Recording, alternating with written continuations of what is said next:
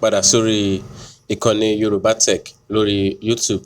Lónìí, a ó máa sọ̀rọ̀ nípa bí a ṣe lè gba àwọn fọ́nrán àti àwọn àwòrán tí ó wù wá ní orí WhatsApp status àwọn ọ̀rẹ́, ojúlùmọ̀ àti àwọn ẹbí wa láì dà wọ́n láàmú rárá. A ó lọ sí orí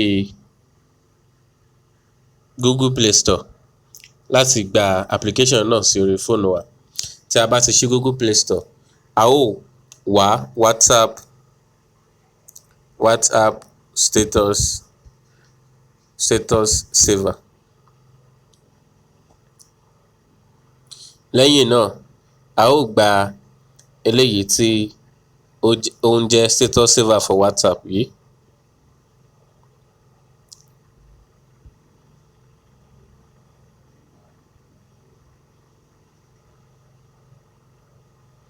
Status saver for WhatsApp yìí, ẹ jẹ́ ká gbìyànjú eléyìí, ó yẹ kó jẹ́ ojúlówó application tí à ń wá.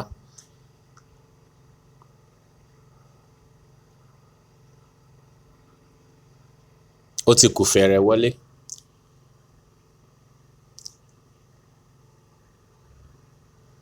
A ó tẹ open.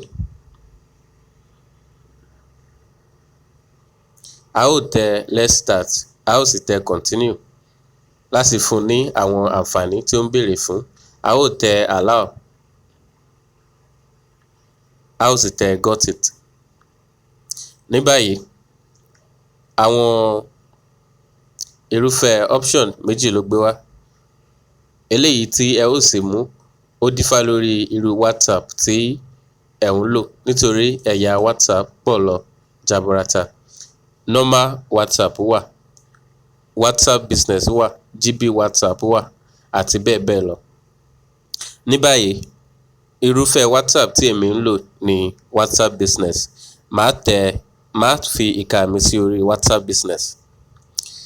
Bí mo ṣe tẹ WhatsApp business yìí, ó ti gbé àwọn nǹkan tó wà lórí status mi wá. Eléyìí tí ó bá wù mí, mo lè tẹ̀ kí n sì tẹ save nísàlẹ̀ tó bá wù mí kí n fi pamọ́ sórí fóònù mi láti wò ó ní ọjọ́ mìíràn. Tó bá sì wù mí kí n fi sórí WhatsApp status mi kí àwọn ọ̀rẹ́, ojúlùmọ̀ mi lè bá jẹ́ alábàápín nínú nǹkan tó wù mí níbẹ̀. Mo lè tẹ repost.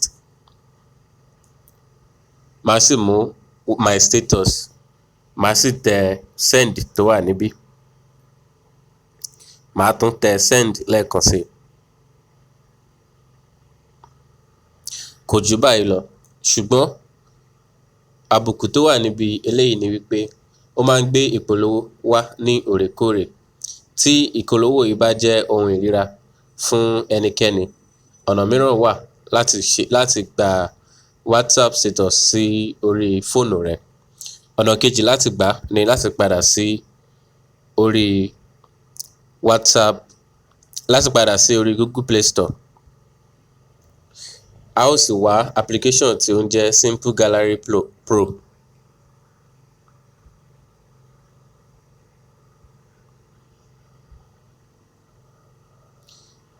Simple Gallery jẹ́ application tí yóò ná ènìyàn ní 245 naira. Tí ó bá wù ọ́ kí o san owó yìí, o lè san kí o fi gba application yìí sí orí fóònù rẹ. Ṣùgbọ́n tí kò bá wù ọ́ láti san owó yìí, o lè download application tí wọ́n ń pè ní F-Droid. Ní tèmi, èmi ti ní F-Droid lórí ẹ̀rọ ìléwọ́ mi tẹ́lẹ̀. Màá lọ sórí F-Droid.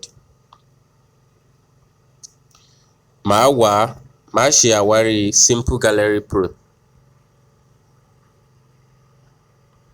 Òun ní nísàlẹ̀ yìí. Màá tẹ install.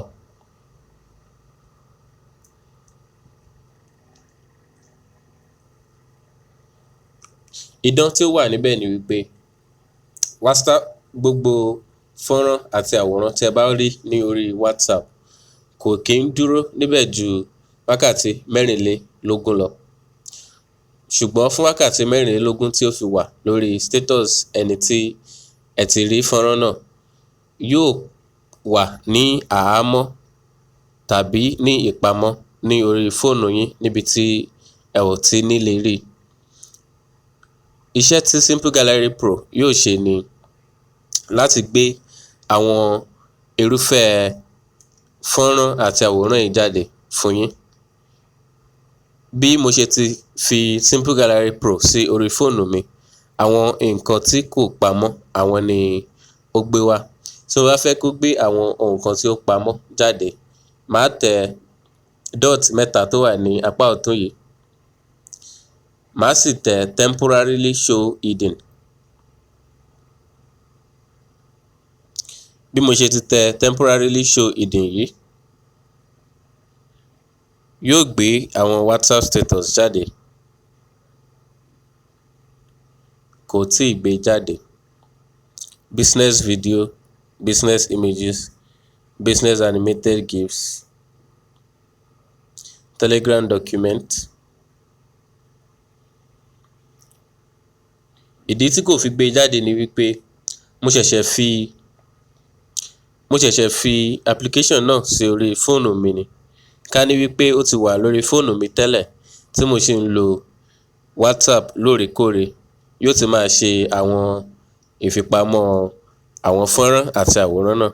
Ṣùgbọ́n ẹ̀yin sì lè lo method yìí láti gba àwọn WhatsApp video àti fọ́nrán àti àwòrán. Ẹ ṣé púpọ̀.